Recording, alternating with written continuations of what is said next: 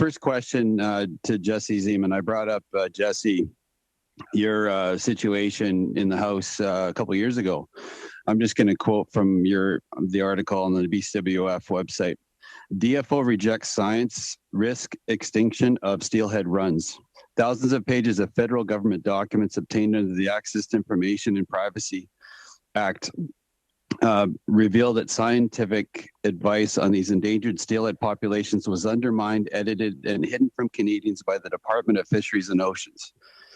And that's in your own words, Jesse. I just wanted to ask again, maybe for the benefit of us in the room here, what did you discover that the Department of Fisheries and Oceans was doing to the science around steelhead? Yeah, and thanks for the question. And I did touch on this briefly in the presentation. I mean, specifically what comes out of that ATIP, and of course this is not my words. This is what was revealed by DFO employees. First of all, that the chair, who is a DFO employee, said that he's concerned that the scientific integrity of the process had been impaired. There's documents that reveal the Assistant Deputy Minister's office gave a directive to modify some key points related to allowable harm. And also, I mean, DFO management, not DFO science. This is the critical piece again. DFO management created its own run timing model. First of all, I mean, you need to be a bit of a geek on this stuff, but they could not get the model to converge to start. So there's your first red flag. The second red flag is that the model looks like this. And essentially what the model says is that there are no steelhead in the Fraser River until September 1st.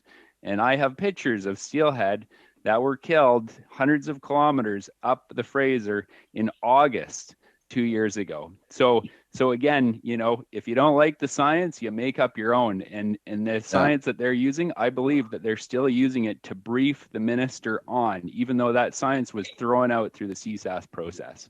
Yeah, thank you, Jesse, for that. We've just seen recently a science-based fishery that could have opened, rejected by the minister and the DFO top officials. So science is clear, but they're still making their own decisions.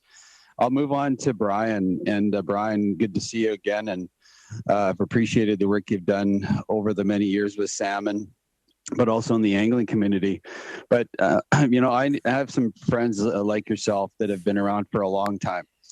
And it used to be where the angling community and the conservation community and the department worked hand in glove together to get good science, to get good expertise on the water, to make good decisions. And that's, maybe I'll ask you, Brian, what is that relationship like now? Well, thanks for that. I think the opportunity is still there. The collaboration varies with the particular question and the time. We, in science now, generally talk about an activity called citizen science. And there's multiple levels of this now because the First Nations don't want to be considered as citizen science. They have their own science opportunity. So we have a number of scientific communities that really need to collaborate on some of these things. The department cannot collect data at the micro scales that citizen scientists can. And First Nations in this case can collect data at very specific locations. I think the information that you were talking about, Bob, was really referring to work around the Strait of Georgia. Juan de Figo, we call the Salish Sea. I'll give you a really great example of how powerful involving communities can be. So if you do a government survey of the Strait of Georgia, it's a 10-day survey sampling 80 sites. If we use citizen science by engaging community people with vessels, we sample the entire Strait of Georgia with the same number of sites in a single day. Right. Now, the opportunity there is that we can do multiple sampling, and we can sample at a time and space scale that's impossible using large vessels. There's all sorts of opportunities for these collaborations. And so what would you say, Brian, and to say that this is something that should be striven, we strive toward, where is that relationship at right now? Well, I think the relationship is still there. It's just a matter of are there questions that can be addressed by using that collaboration? Do we have an agreement on how we would undertake it? I think the opportunity for the department now is with the new money through the Pacific Salmon Strategic Initiative that Mike Staley referred to. You can engage these groups that provide excellent information, particularly using our new technologies. Jesse, I know you represent a group that not only does great conservation and does real work in the environment, but also provides a lot of good data and science around that same conservation of those efforts that you have. If with that vast science and expertise that you do have, you can tap into, what would you do if you had the choice? The working group that Department of Fisheries and Oceans would consult with or have at the table to make those decisions, those good, sound decisions. What would that look like? Yeah, I mean, we talk about this and really we're kind of getting into there's three pillars of resource management. There's funding, so money, there's science, and there's social support. And the social support thing, I guess, is what we're really zeroing in on in governance. I mean, we're at a place in time here in British Columbia where things are so bleak when we talk about 68 and 32 fish that no one can see themselves in the outcome. And I think, part of what people are feeling here today is they feel like they don't have a voice. They feel like they're not being heard. So you have to have a process where everyone can see themselves in the outcome and they can buy into it, and where, the federal government takes leadership and says, look, we want Pacific salmon on this landscape. We want to restore them. Here's how we're going to do it. You're all going to get a seat on the bus and we're going to bring you along so that we can all benefit and take care of these fish in the long run. Right.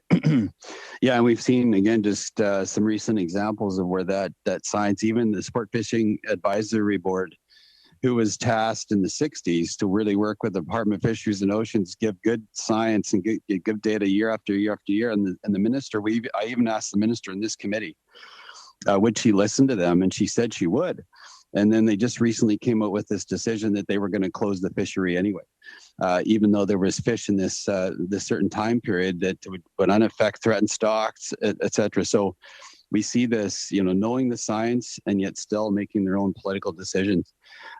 Dr. Riddell, I guess I would ask a similar question. We asked or talked about it before, but you've been around the salmon issue for I see your gray hair, so I don't want to say too many decades, but you've been around for a while. You could use too long. But bring us back to the better days when it all did work. What do you see, I guess, and you say, and I see you're a glasses half full kind of guy. You said it can work. But maybe now that we have a bit more time, what would that look like for it to work? Like you've seen it work well in the past. What needs to change for that to work that same way again? Well, I think what you're referring to is that when there's more fish, there's less conflict. That's not a great, insightful statement when you think about it, but when you take it the other way, it explains a lot of the animosity and the really tough decisions. When there's very, very little and your requirement is conservation first, then you have to put the fish on the spawning grounds when they're below their spawning goals. After that, the law requires you to allocate fish to First Nations for FSC, and beyond that, there's an allocation by the department for industrial use. And within industrial use, you have multiple people competing for the same fish. So when fish gets very scarce, it's a much, much more difficult job. And that is even part of the sensitivity that Greg referred to in the state of Alaska. And that Alaska is taking Canadian fish, and we are not allowing any fisheries. We're required to because there are fish and they must go to spawning. But we also have other responsibilities for it.